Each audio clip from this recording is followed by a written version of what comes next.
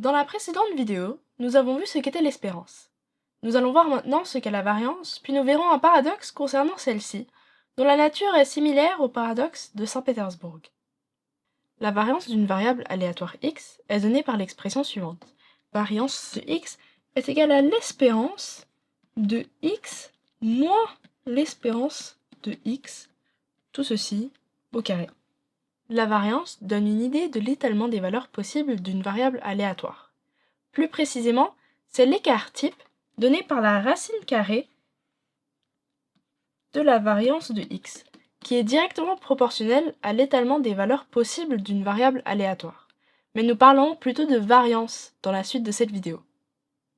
Voici des exemples. Si x est le résultat d'un jet de pièces de monnaie, avec pile étant plus 1 et face étant moins 1, alors son espérance est de 0, et donc la variance est égale à l'espérance du carré de notre variable aléatoire. Cela nous fait 1 sur 2 fois moins 1 au carré, plus 1 sur 2 fois plus 1 au carré. Cela nous fait 1 sur 2 fois 1 plus 1. Cela nous fait 2 sur 2 et donc 1. Si x est le résultat d'un jet de dés, alors nous avons déjà vu que l'espérance de x est égale à 3,5. Et donc la variance de x est égale à l'espérance de x moins 3,5 au carré. C'est égal à 1 sur 6 fois 1 moins 3,5 au carré, plus 1 sur 6 fois 2 moins 3,5 au carré, etc. plus 1 sur 6 fois 6 moins 3,5 au carré, ce qui est égal à 1 sur 6 fois 2 fois 2,5 au carré, plus 1,5 au carré, plus 0,5 au carré. Ceci est égal à 1 sur 3 fois 8,75, ce qui est environ égal à 2,92. On voit que la variance est plus grande dans le second exemple que dans le premier. C'est normal puisque les valeurs possibles du jet de dés sont plus étalées. La variance est un concept utilisé dans de très nombreuses situations. Elle permet notamment de caractériser la précision d'une mesure bruitée par exemple, ou en général les fluctuations de nombreux phénomènes statistiques. Pourtant, dans certaines situations particulières, la variance perd sa signification et se comporte de façon étrange. C'est ce que nous allons voir maintenant. Considérons le jeu suivant. Partant d'une somme d'argent de X francs, qu'on appellera par la suite votre fortune initiale, on tire une pièce de monnaie. Si elle tombe sur pile, vous gagnez la moitié de votre fortune. Par contre, si elle tombe sur face, vous allez la perdre. L'espérance de x est égale à 1 sur 2 fois x plus x divisé par 2 plus 1 sur 2 fois x moins x divisé par 2. Ceci est égal à 1 sur 2 fois 3x divisé par 2 plus 1 sur 2 fois x divisé par 2. Ceci est égal à x francs. Donc en moyenne, après avoir joué une fois, vous vous retrouvez avec la même quantité d'argent qu'au départ. En probabilité, c'est ce qu'on appelle un jeu honnête. Le terme plus technique étant une martingale. Seriez-vous d'accord de jouer à ce jeu? Sans doute oui, vu que les probabilités de gain et de perte sont équilibrées ici.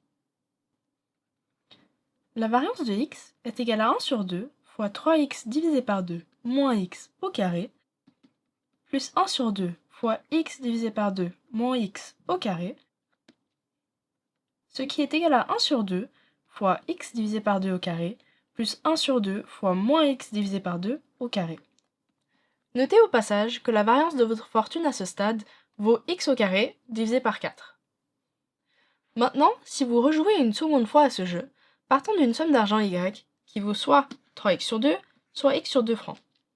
Vous vous retrouvez après un second tirage d'une pièce de monnaie avec soit 3y sur 2 ou y sur 2 francs. Au total, votre fortune après deux tirages vaut donc 3 sur 2 fois 3x sur 2, ce qui nous fait 9x sur 4, avec une probabilité de 1 sur 4.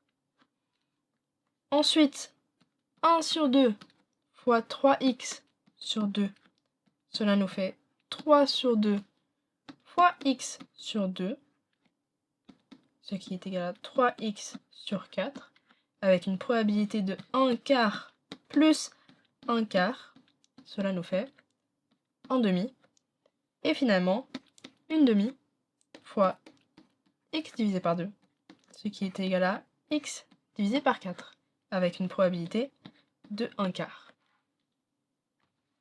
En sachant que l'espérance de x est égale à 1 quart fois 9x divisé par 4 plus 1 demi fois 3x divisé par 4 plus 1 quart fois x divisé par 4. Ceci est égal à x fois 9 plus 2 fois 3 plus 1 divisé par 16, qui est égal à x fois 16 sur 16, ce qui est égal à x francs.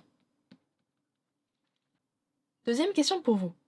Seriez-vous toujours d'accord de jouer à ce jeu 2 fois? La moyenne de votre fortune à ce stade vaut x francs, donc la même valeur que votre fortune initiale.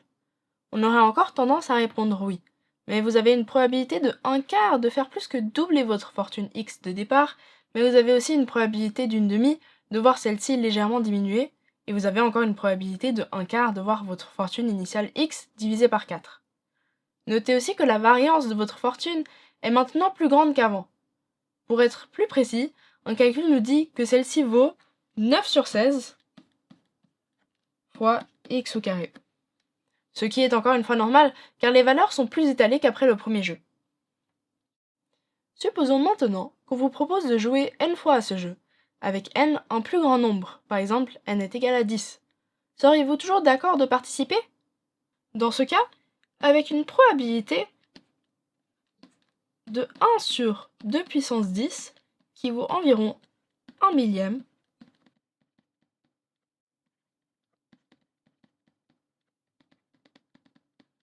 la fortune initiale sera multipliée par 3 sur 2 puissance 10, donc environ 57. Mais avec cette même probabilité, elle sera aussi multipliée par 1 divisé par 2 puissance 10, qui vaut environ 1 millième. La variance de votre fortune vaudra maintenant environ 8,3 fois x puissance 2, un chiffre beaucoup plus grand. En fait, un autre chiffre va sans doute vous aider à vous décider. On peut calculer la probabilité que votre fortune après 10 jets de pièces de monnaie soit plus grande que la moitié de votre fortune initiale. Cette probabilité n'est que de 33% environ. Ce qui veut dire que 2 fois sur 3, vous perdrez au moins la moitié de votre fortune initiale en jouant 10 fois de suite à ce jeu. Et plus vous jouez, plus les choses vont s'empirer. En jouant 100 fois de suite, la probabilité que votre fortune soit plus grande que le dixième de votre fortune initiale n'est plus que de 1% environ. Bien sûr, dans ce cas, la variance devient aussi gigantesque. Elle est de l'ordre de 5 milliards fois x puissance 2. Ceci reflète le fait qu'il vous reste une probabilité infime de gagner énormément d'argent. Mais clairement, le jeu n'en vaut pas la peine, car aussi bizarre que cela puisse paraître, votre fortune sera dans 99% des cas toute proche de zéro.